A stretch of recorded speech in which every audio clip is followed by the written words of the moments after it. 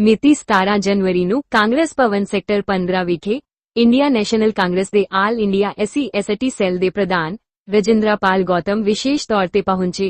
ਉਨ੍ਹਾਂ ਤੋਂ ਇਲਾਵਾ ਪੰਜਾਬ ਦੇ ਸਾਬਕਾ ਮੁੱਖ ਮੰਤਰੀ ਚਰਨਜੀਤ ਸਿੰਘ ਚੰਨੀ, ਪੰਜਾਬ ਪ੍ਰਧਾਨ ਰਾਜਾ ਵੜਿੰਗ, ਸਾਬਕਾ ਮੰਤਰੀ ਰਾਜਕੁਮਾਰ ਵੇਰਕਾ, ਲੋਕ ਸਭਾ ਮੈਂਬਰ ਸ਼੍ਰੀ ਫਤਿਹਗੜ੍ਹ ਸਾਹਿਬ ਡਾਕਟਰ ਅਮਰ ਸਿੰਘ ਅਤੇ ਹੁਸ਼ਿਆਰਪੁਰ ਦੇ ਸਾਬਕਾ MLA ਪਵਨ ਆਦਿਆ ਨੇ ਵਿਸ਼ੇਸ਼ ਤੌਰ ਤੇ ਸ਼ਿਰਕਤ ਕੀਤੀ। ਆਓ ਦੇਖਦੇ ਹਾਂ ਸਾਡੇ ਚੈਨਲ ਦੀ ਟੀਮ ਵੱਲੋਂ ਪ੍ਰੈਸ ਕਾਨਫਰੰਸ ਦੀ ਕਵਰੇਜ ਕੀਤੀ ਇੱਕ ਵਿਸ਼ੇਸ਼ ਰਿਪੋਰਟ।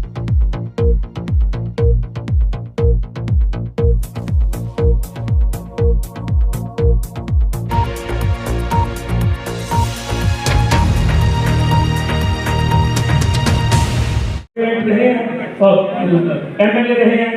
इसी तरह ही सरदार बलविंदर सिंह धालीवाल एक दूसरी बार फगवाड़े तो MLA बने हैं।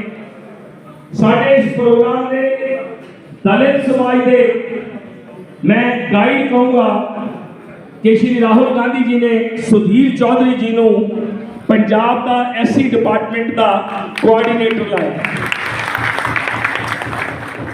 गुड़गांव रहने ने मैं सारे की तो वैसे जानकारी है, तुहानू दस दिया इन्हां दी जिहड़ी कॉन्स्टिट्यूएंसी है वो पटौदी कॉन्स्टिट्यूएंसी है। एंड हरियाणे दे विच तुहानू माण होना चाहिए। सुधीर चौधरी बहुत धड़ल्लेदार साडे अपने प्रधान ने।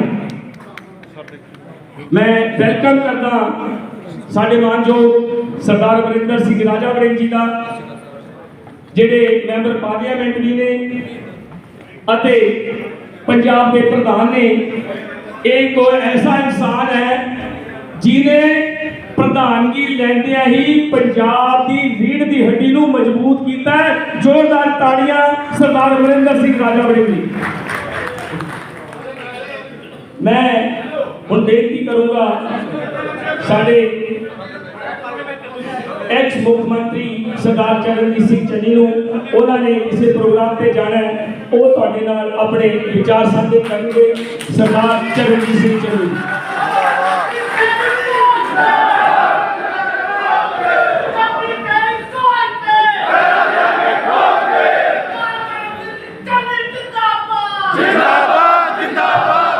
सत्कारयोग श्री रजिंदरपाल गौतम साहब ji, chairman all India Congress committee SC sir,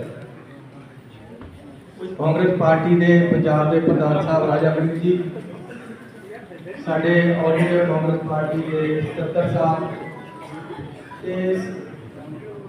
Chaudhary साहब जी जिहड़े ने साडे इत्थे पंजाब नूं देखते हैं SC सैल वल्लों, पंजाब की समुची SC लीडरशिप जिहड़ी स्टेज ते बैठी है, ते साडे सारे जुझारू आगू जिहड़े दलित समाज तो आज आए हैं। मैं इस मौके पे अपने बहुत ही आदरणीय लीडर श्री रजिंदरपाल गौतम जी को अभिनंदन करता हूं, उनका स्वागत करता हूं, उनको जी आयन कहता हूं, उनका वेलकम। साथियों, सब तो पहला मैं थोड़ा सारे का बहुत धन्यवादी हाँ कि अज तुसी शॉर्ट नोटिस से सारे प्रेस वाले साथी इत्थे पहुंचे। नाल ही नाल साडे विचकार गौतम साहब जिहड़े कि ऑल इंडिया SC सैल के चेयरमैन ने, वो अज साडे विचकार पहुंचे ने। मैं उन्होंने पंजाब प्रदेश कांग्रेस कमेटी वालों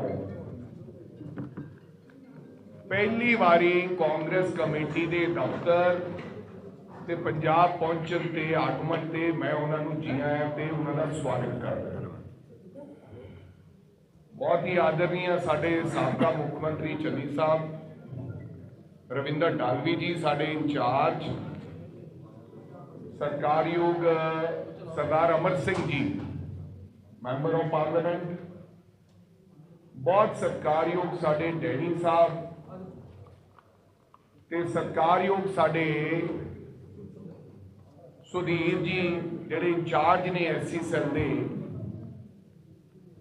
वो भी इतने विराजमान ने। और चेयरमैन साढ़े एससी सैल प्रदीप वैद साहिब, उप चेयरमैन साढ़े कोटली साहिब, सत्कारयोग senior leader madam Aruna Chaudhary deputy leader, माफी चाहना उन्होंने नाम है बाद विच ले रहे हैं, राजकुमार वेरका साहिब, सुरेंद्र चौधरी जी, साढ़े पवन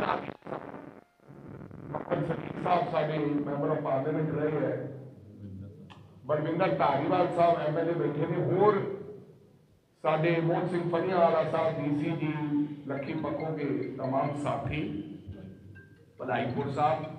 साथियों, अज साढ़े वास्ते बहुत चंगी गल है कि साढ़े विचकार गौतम जी आए हैं और ये आने वाले दिनों च किस प्रकार कांग्रेस पार्टी नूं ते एससी सैल नूं संगठन नूं ते साडे गरीब भरावां नूं किद्दां उन्हां दी लड़ाई लड़नी है ते ग्राउंड लैवल ते होर किद्दां मजबूत करना है और कांग्रेस पार्टी दे विच किस प्रकार उन्हां नूं नाल लैके और किस तरह अगे मजबूती बल वधना, उहदे बारे अज विस्तारपूर्वक वो चर्चा भी करनगे। अज एससी सैल दी साडी मीटिंग भी है ऊपर। उस तो पहला वो तुहानूं आपदे विचार जां अज दी विजिट बारे वो तुहाडे नाल गलबात करनगे। हुण मैं बेनती करांगा गौतम साहब नूं कि वो अज दी पंजाब दी और कांग्रेस भवन जो उन्हां दी आउण दी फेरी बारे विस्तारपूर्वक आपसे बातचीत रखेंगे। गौतम साहब। नमस्कार साथियों, सबसे पहले तो मैं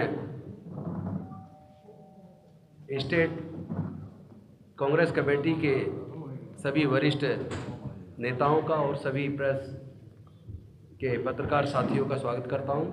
सभी को नमस्कार, सत श्री अकाल, जय भीम। साथियों, हमने ये लक्ष्य तय किया है कि हम पंजाब के एक एक गांव तक संविधान का पाठ शुरू करेंगे। एक एक गांव में हर जातियों से निकालकर प्रतिनिधि ढूंढकर उनके बीच में संविधान ने उनको क्या दिया,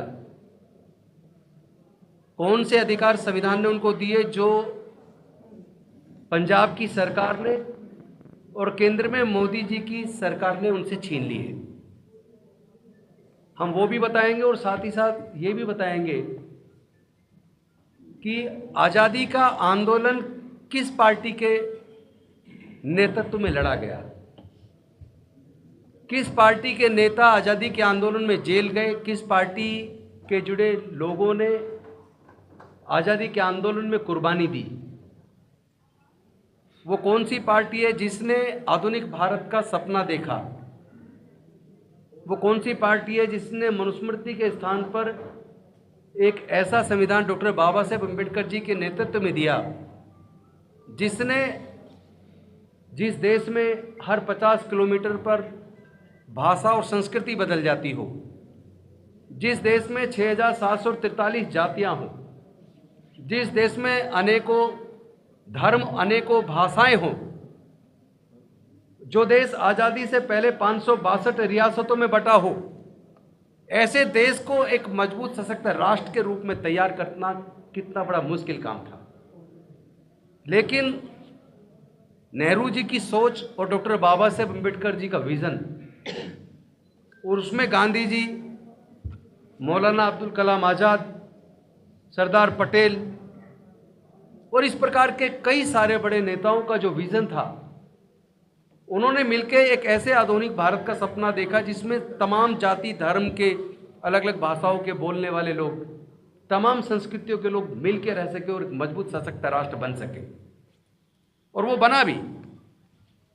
और वो सरकार थी कांग्रेस की जिसने भारत को एम्स दिया, जिसने भारत को IITs दी, जिसने भारत को IIM दिया, जिसने भारत को इंडियन रेलवेज दिया, जिसने भारत को ONGC दिया, जिसने भारत को हिंदुस्तान पेट्रोलियम दिया, जिसने भारत को 100 से ज़्यादा PSUs दिए।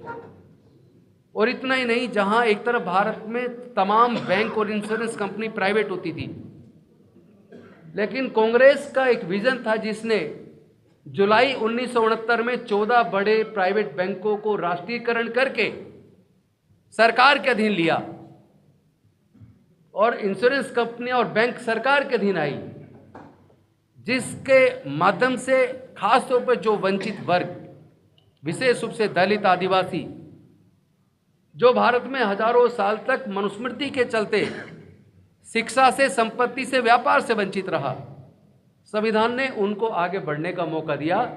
और जब बैंकों का राष्ट्रीयकरण हुआ, इंश्योरेंस कंपनियों का राष्ट्रीयकरण हुआ, 100 से ज़्यादा PSUs बने, तो करोड़ों दलित और आदिवासियों को भारत की सरकार में और राज्य सरकारों में सरकारी नौकरियों में मौका मिला।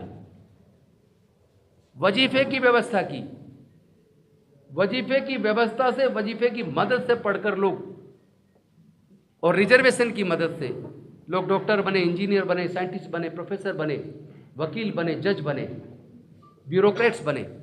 तो ये जो रास्ता था इस देश के वंचित वर्गों को, खासतौर पर आदिवासी और दलितों को मुख्य धारा में लाके उनको भी आगे बढ़ने का रास्ता बनाने का, वो विजन केवल और केवल कांग्रेस का विजन था, जो डॉक्टर बाबा साहेब अम्बेडकर की विचारधारा को संविधान में डालकर और उसको टारगेट लेके कांग्रेस ने जो योजनाओं को ईमानदारी से लागू किया, उसका परिणाम ये हुआ कि रिजर्वेशन के माध्यम से, स्कॉलरशिप की मदद से लोग पढ़ लिख कर डॉक्टर बने, जज बने, प्रोफेसर बने, साइंटिस्ट बने, ब्यूरोक्रेट्स बने, बड़ी बड़ी कुर्सियों तक पहुंचे, MP बने, MLA बने, मुख्यमंत्री बने। और भारत में तो पहला मुख्यमंत्री भी दलित अगर किसी ने बनाया तो कांग्रेस ने बनाया। अब तक जितने भारत में मुख्यमंत्री बने उसमें 5 मुख्यमंत्री अब तक कांग्रेस पार्टी ने बनाए। तो एक वो पार्टी है जो देने वाली है, जिसने सैकड़ों PSUs बना के हमारे आगे बढ़ने का रास्ता बनाया, और एक वो पार्टी है जो छीनने वाली है।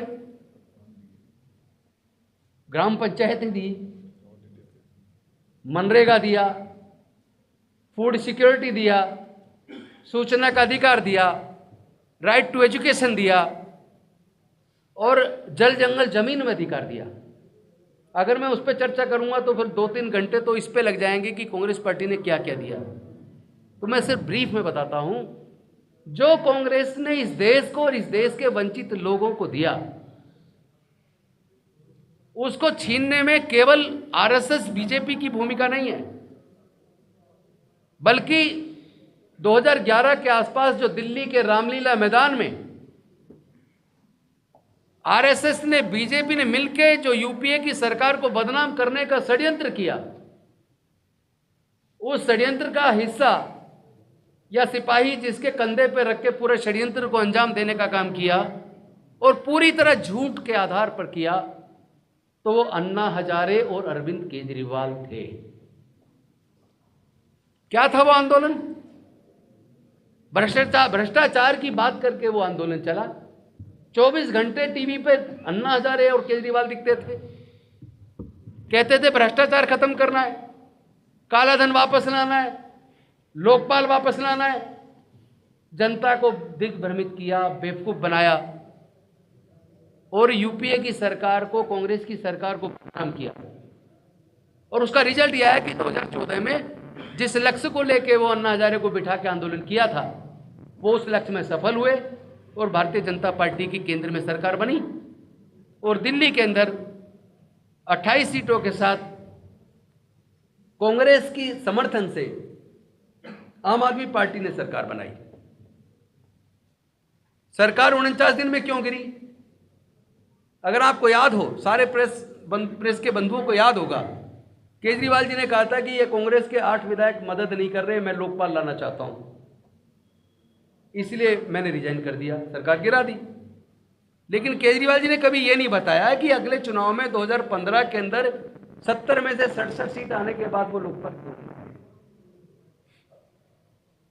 झूठ के आधार पर कब तक चलोगे? 14 में मोदी जी की सरकार बन गई, सारी जांच एजेंसियां उनके पास, इनकम टैक्स उनके पास, CBI उनके पास, ED उनके पास, सारे साधन संसाधन उनके पास। उन्हीं की CBI ने 2G स्पेक्ट्रम घोटाला जो सबसे ज़्यादा प्रचारित किया, कोल ब्लॉक घोटाला सबसे ज़्यादा प्रचारित किया, 2G स्पेक्ट्रम घोटाले में CBI ने क्लोजर रिपोर्ट दाखिल कर दी और कोल ब्लॉक घोटाले में कोर्ट ने कह दिया कि कोई घोटाला हुआ नहीं है, तो फिर सच क्या है? और कॉमनवेल्थ घोटाला, वो भी कोर्ट से बरी हो गया, उसमें भी कुछ नहीं हुआ। इसका मतलब ये हुआ कि कोई घोटाला हुआ ही नहीं था, ना कोई कोल ब्लॉक घोटाला था, ना कोई 2G स्पेक्ट्रम घोटाला था।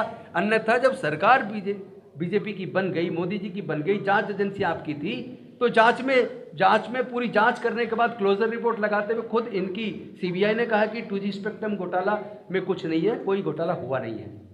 सारे घोटाले झूठे निकले। और लोकपाल का क्या असर? आज लोकपाल कहाँ है? काला धन वापस लाने की बात थी, आज 3 गुना बढ़ गया।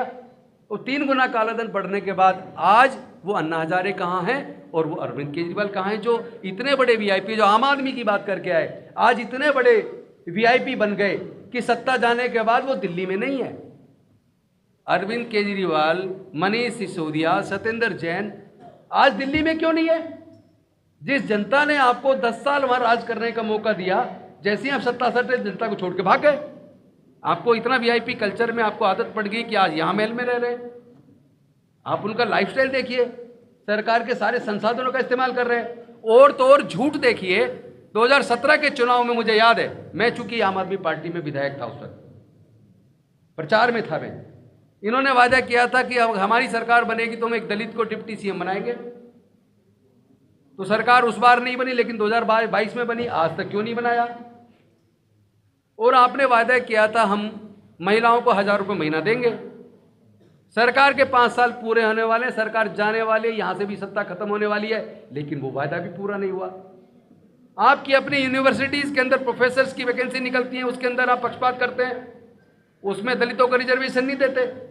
और पंजाब भारत का नंबर 1 ऐसा प्रदेश है जहां दलितों की जनसंख्या, आज अगर जनगणना होगी तो शायद 38 से 40% दलित पंजाब के अंदर हैं। लेकिन आपको मौका मिला दिल्ली में सांसद बनाने का, लोग राज्यसभा भेजने का। दिल्ली में सरकार बनी दलित मुस्लिम के दम पर, लेकिन 3 राज्यसभा भेजे। कौन भेजे? तीनों स्वर्ण जाति के भेजे। और जब पंजाब की बात आई, पंजाब में 7 राज्यसभा सांसद भेजने थे।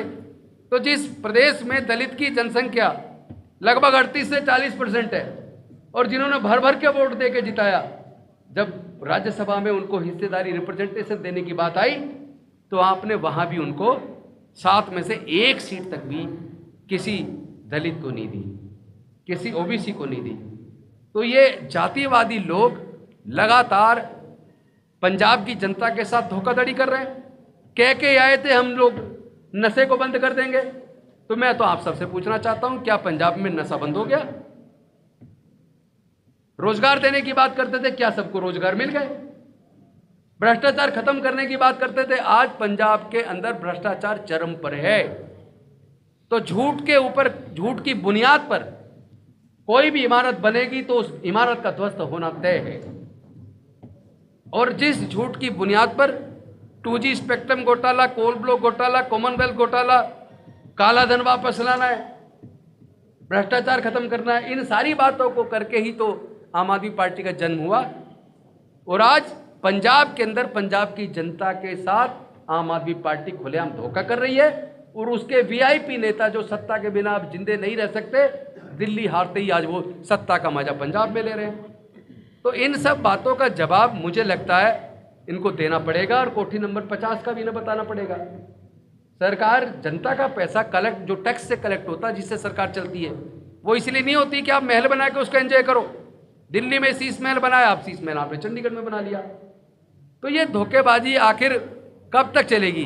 शेड्यूल्ड कास्ट कमीशन जिसमें 11 मेंबर होते थे, उसको आपने घटा के 6 कर दिया, और केवल 6 ही नहीं किया, उसकी सारी शक्तियां खत्म कर दी। आज शेड्यूल्ड कास्ट कमीशन, जिसकी जिम्मेदारी बनती है सरकार की पॉलिसीज पे नजर रखना कि वो SC ST के जुड़े हुए विकास की योजनाओं को सरकार ठीक से इंप्लीमेंट कर रही है या नहीं कर रही है, और अगर कहीं दलित उत्पीड़न होता है तो उनके केसेस को टेकअप करना, वहाँ विजिट करना, उनकी बात सुनना, उनको न्याय दिलवाना, जिसके लिए शेड्यूल्ड कास्ट कमीशन बना।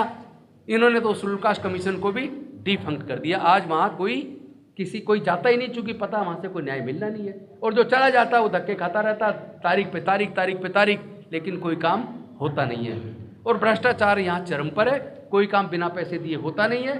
तो आज मुझे लगता है कि पंजाब की जनता आज परेशान है, दर्द में है, करा रही है कि क्या कह के हमारा वोट झूठ बोल के लिया था और इन्होंने धोखेबाजी के सिवाय कुछ किया नहीं है। इसका जवाब पंजाब की जनता आने वाले समय में इस सरकार को देगी। साथ ही साथ जिस प्रकार केंद्र की सरकार ने मनरेगा को खत्म कर दिया, उसी प्रकार यहाँ भी जितनी योजनाएं, स्कॉलरशिप सुना एक वो बच्चे के लिए शादी के लिए सगन की कोई व्यवस्था थी, 51,000 देते थे, 2-2 साल बाद सगन का पैसा मिलेगा, जबकि लोगों को मदद हो जाती, चलो शादी में पैसा काम आ जाएगा। अब वो सगन का ही पैसे के लिए अगर 2 साल लड़की का पता इंतजार करेगा तो इस सगन की योजना का फायदा क्या है? ये धोखेबाजी आखिर किस लिए?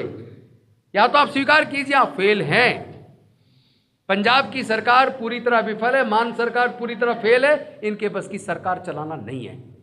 ये केवल मार्केटिंग कर सकते हैं, ये मार्केटिंग पे हजारों करोड़ रुपए खर्च कर सकते हैं, लेकिन योजनाओं को जमीन पर उतारने में पूरी तरह विफल यहाँ है। और जिस तरह दिल्ली के अंदर जय भीम मुख्यमंत्री प्रतिभा विकास योजना बनाकर दिल्ली के 15,000 बच्चों को सिविल सर्विसेज, इंजीनियरिंग, मेडिकल, तमाम तरह के कॉम्पिटिटिव एग्जाम्स की कोचिंग की व्यवस्था मैंने मंत्री रहते उनके साथ की थी। मुझे दुख है कि केजरीवाल जी के ही समय उन्हीं की आंखों के सामने वो योजना बंद कर दी गई और मैंने उनसे कहा तो मेरी बात पे ध्यान नहीं दिया। दिल्ली के अपने इंजीनियरिंग कॉलेज, दिल्ली सरकार के law college, national law university है द्वारका के अंदर, Netaji Subhash university of technology है द्वारका के अंदर, शाहबाद डेयरी के अंदर दिल्ली के अंदर दिल्ली टेक्नोलॉजिकल यूनिवर्सिटी है। आप जान के तंग मतलब आपका मन दर्द से भर जाएगा, क्योंकि मैं बहुत दुखी हूँ। वहाँ पर लॉ के अंदर 5 साल का लॉ का कोर्स है दिल्ली सरकार के कॉलेज में, 1 साल की फीस 3.25 लाख रुपया है। उसमें हॉस्टल का खर्चा नहीं है, किताबों का खर्चा नहीं है, ट्रांसपोर्ट का खर्चा नहीं है, और एडमिशन के टाइम पे कोचिंग 2 से 3 लाख रुपए की कोचिंग, और एडमिशन हो गया तो 5 साल 1 साल का खर्चा 5 लाख। 5 साल की लॉ की डिग्री करने के लिए 25 लाख प्लस 3 लाख 28 लाख रुपया चाहिए। शेड्यूल्ड कास्ट, शेड्यूल्ड ट्राइब, जिनकी 99% जनता 5,000 से 20,000 रुपये महीना कमाती है, क्या वो अपने बच्चे के 25 लाख रुपए का खर्च उठा सकती है? एक भी उनकी स्कॉलरशिप की योजना नहीं है। मुझे दुख है यहाँ पंजाब का भी वही हाल कर दिया है, यहाँ भी स्कॉलरशिप लगभग बंद है, स्कॉलरशिप का पैसा बच्चों को मिल नहीं रहा है और पैसे के अभाव में उनकी पढ़ाई छूट रही है। दिल्ली के अंदर कोई रिकॉर्ड चेक कर ले, नेशनल लॉ यूनिवर्सिटी के अंदर पढ़ने वाले दलित छात्र और इंजीनियरिंग कॉलेज में